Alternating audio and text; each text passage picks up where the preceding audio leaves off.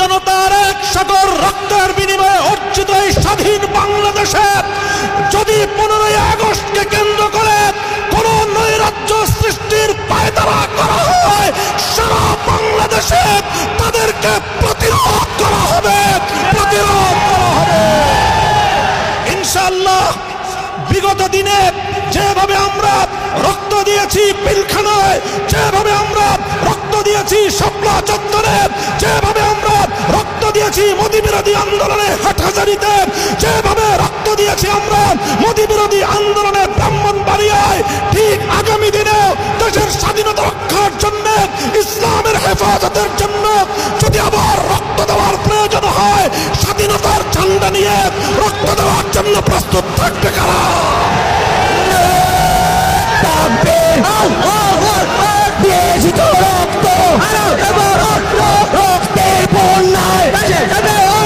শত শত শহীদের লাশের গন্ধে পার হয়ে 50 বছরের সেই পুরনো কোন নিহত ব্যক্তির জন্য জাতীয় শোক দিবস পালন করার কোনো অর্থ হয় না।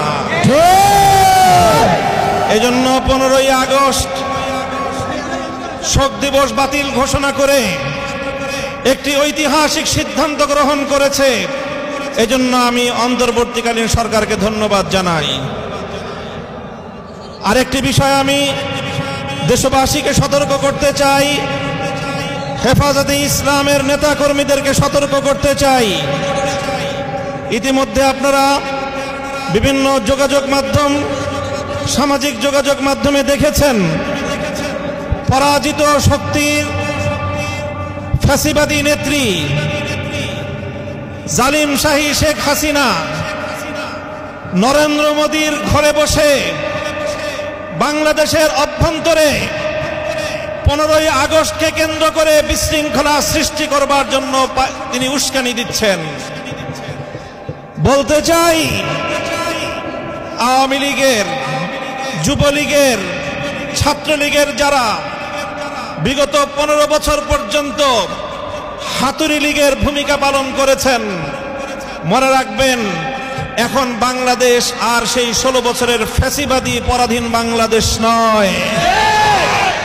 এই বাংলাদেশ আজ স্বাধীন বাংলাদেশ। ছাত্র জনতার এক সাগর রক্তের বিনিময়ে অর্জিত এই স্বাধীন বাংলাদেশে যদি 15ই আগস্টকে কেন্দ্র করে কোন নৈরাজ্য সৃষ্টির পায়তারা করা হয়, সারা বাংলাদেশে তাদেরকে প্রতিরোধ করা হবে।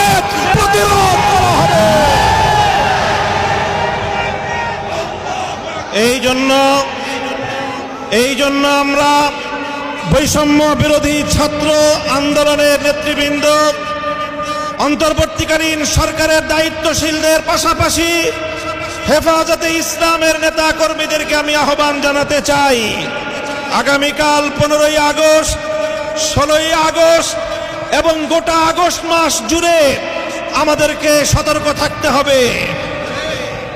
কারণ মনে রাখবেন, আওয়ামী লীগের রাজনীতি হলো প্রতিহিংসার রাজনীতি।